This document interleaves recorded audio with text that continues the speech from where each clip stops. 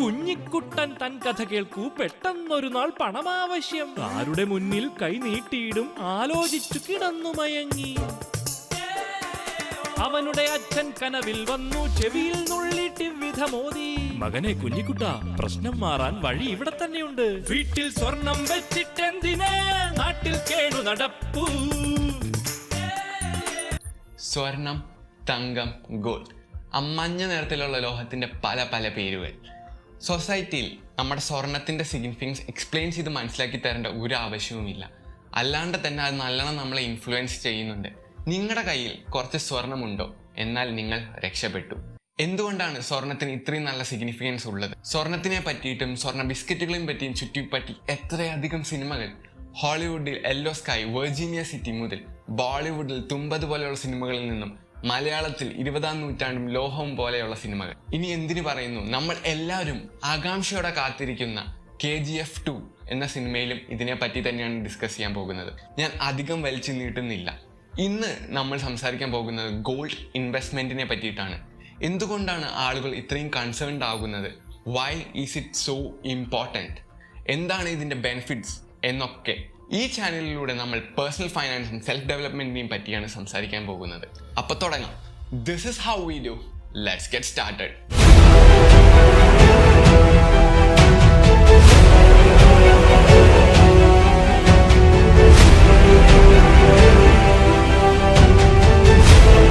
നമ്മൾ ഇന്ത്യക്കാർക്കില്ലേ സ്വർണം ഒരു നല്ലൊരു സിഗ്നിഫിക്കൻറ്റ് റോള് തന്നെയാണ് പ്ലേ ചെയ്യുന്നത്. നമ്മളെ ലോകം കുറ്റപ്പെടുത്തുന്നത് തന്നെ നമ്മളെ ഏറ്റവും കൂടുതൽ സ്വർണം കൈവശപ്പെടുത്തിയിട്ടുണ്ടെന്നുള്ളതിൻ്റെ. അത് തെറ്റായ ഒരു കാര്യവുമല്ല. കാരണം പുരാതന സമയം മുതൽ തന്നെ നമുക്ക് സ്വർണ്ണ നാണയങ്ങളും സ്വർണ്ണ വസ്തുക്കളോടുമുള്ള മൂല്യം നല്ലോണം അധികം തന്നെയായിരുന്നു. നമുക്കില്ലേ emotionally and safety wise support തരുന്നത് സ്വർണം തന്നെയാണ്. ഇപ്പോഴത്തെ അൺസർട്ടൈൻ ടൈംസിൽ നമുക്ക് ശ്രദ്ധിച്ചിട്ടുണ്ടാവും സ്വർണത്തിൻ്റെ മൂല്യം നല്ലോണം കൂടിയിട്ടുണ്ടെന്ന്. പക്ഷേ ഇക്കണോമിക് ക്രൈസിസിൽ എന്തുകൊണ്ടാണ് ഇങ്ങനെ സംഭവിക്കുന്നത്? കാരണം പണത്തിൻ്റെ മൂല്യം കുറയുമ്പോൾ നമ്മുടെ സ്വർണത്തിൻ്റെ ഡിമാൻഡും കുറയുകയാണ്. പക്ഷേ സ്വർണത്തിൻ്റെ പർച്ചേസിങ് പവർ എപ്പോഴും അതുപോലെ തന്നെയാണ്. അതുകൊണ്ട് തന്നെ നമ്മുടെ ഈ ഒരു ഫൈനാൻഷ്യൽ ക്രൈസിസ് വരുമ്പോൾ സ്വർണത്തിൻ്റെ മൂല്യം നല്ലോണം കൂടിയിരിക്കുന്നത്. ഷെടാ, ആ സ്വർണത്തിൻ്റെ വില കുറഞ്ഞ സമയത്ത് കുറച്ച് മേടിച്ച് വെക്കാനായിരുന്നു. എന്നാൽ പിന്നെ ഈ സമയത്ത് ഇപ്പോൾ വിറ്റിരുന്നെങ്കിൽ ഞാൻ റിച്ച് ആയിരുന്നു, റിച്ച്. ഇപ്പോൾ നിങ്ങളുടെ കയ്യിൽ ഒരുപാട് സ്വർണ്ണാഭരണങ്ങൾ ഉണ്ടാവുമായിരിക്കും. ഇപ്പം ഞാൻ വിൽക്കാനുള്ള ഐഡിയ പറഞ്ഞുകൊണ്ട് നിങ്ങൾ റിച്ച് ആവാൻ ഓൾ സെറ്റായിട്ട് റെഡി ആയിട്ടും ഇരിക്കും. പക്ഷെ ഒരു കാര്യം പറയട്ടെ, സ്വർണ്ണ ആഭരണങ്ങളില്ലേ ഒരു ഇൻവെസ്റ്റ്മെൻ്റ് അല്ല. കാരണം ജ്വല്ലറി എന്ന് പറയുന്നതിൻ്റെ മേക്കിംഗ് ചാർജസ് തന്നെ ഒരു 30% ഉണ്ടാവും. അപ്പോൾ അതിൻ്റെ മൂല്യം അത്രയും കുറയുക തന്നെയാണ് ചെയ്യുന്നത്.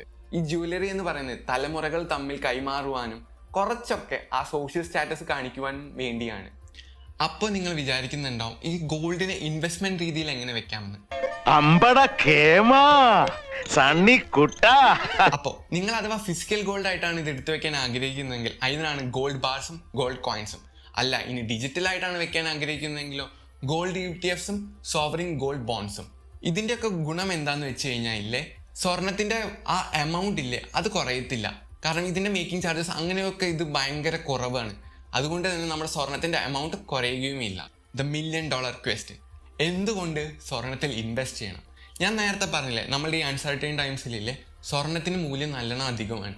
അതുകൊണ്ട് തന്നെ നമുക്ക് എമർജൻസി സമയങ്ങൾക്ക് അഥവാ പണത്തിൻ്റെ ആവശ്യമുണ്ടെങ്കിൽ ഗോൾഡ് കൊടുത്താൽ നമുക്ക് നല്ല രീതിയിൽ ക്യാഷ് കിട്ടും. പക്ഷേ അതിൻ്റെ അർത്ഥം ഇതിന് നല്ലൊരു റെലവൻസ് ഉണ്ടെന്ന് വെച്ച് ഞാൻ എല്ലാ കാശും എൻ്റെ സ്വർണത്തിൽ ഇടാമെന്നല്ല കേട്ടോ. കാരണം സ്വർണത്തിൻ്റെ റിട്ടേൺ വാല്യൂ ഭയങ്കര കുറവാണ്. ഒരു FDയുടെ അത്ര പോലും നമുക്ക് സ്വർണത്തിൻ്റെ റിട്ടേൺ വാല്യൂ കിട്ടുന്നില്ല. പക്ഷേ at the time of emergencies, ഇങ്ങനത്തെ ഫൈനാൻഷ്യൽ ക്രൈസിസ് ഉള്ള സമയങ്ങളിൽ സ്വർണം നമ്മളെ സഹായിക്കുന്ന പോലെ വേറെ ഒന്നും ചെയ്യില്ല. അതുകൊണ്ട് ഞാൻ എപ്പോഴും പറയാറില്ലേ, ഒരു അസറ്റ് ക്ലാസ്സിനെ പറ്റിയിട്ട്, അസറ്റ് ക്ലാസ്സിലില്ലേ 10% മേലെ നമ്മൾ സ്വർണത്തിന് കൊടുക്കരുത്. അങ്ങനെ കൊടുത്തു കഴിഞ്ഞാൽ തന്നെ over A long period of ടൈമിൽ നമുക്ക് നല്ല രീതിയിൽ ഗോൾഡ് അക്യുമുലേറ്റ് ചെയ്യാൻ പറ്റും. അപ്പോൾ ഇങ്ങനത്തെ ഒരു ഫൈനാൻഷ്യൽ ക്രൈസിസ് ഇനി ഫ്യൂച്ചറിലും വരും. ആ സമയത്ത് നമുക്ക് ഈ ഗോൾഡ് കൊടുത്ത് നേരത്തെ പറഞ്ഞ ആ റിച്ച് പാർട്ടി പരിപാടി കാണിക്കാനും പറ്റും.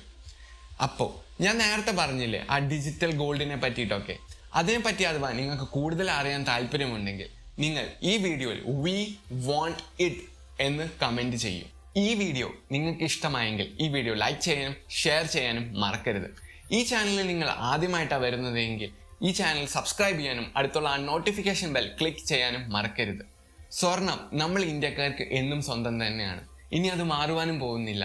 നമുക്ക് എപ്പോഴും ഇല്ല ഓസ്പീഷ്യസ് ഒക്കേഷൻസിന് വേണ്ടി ഡിനോട്ട് ചെയ്യുന്നതും നമ്മുടെ ഫോർച്യൂൺ കാണിക്കുന്നതും ഒക്കെ നമ്മുടെ സ്വർണ്ണമാണ്. അത് എപ്പോഴും അതുപോലെ തന്നെ ഇരിക്കട്ടെ. അടുത്ത വീഡിയോയിൽ വരുന്നത് വരെ have A great day. Thank you.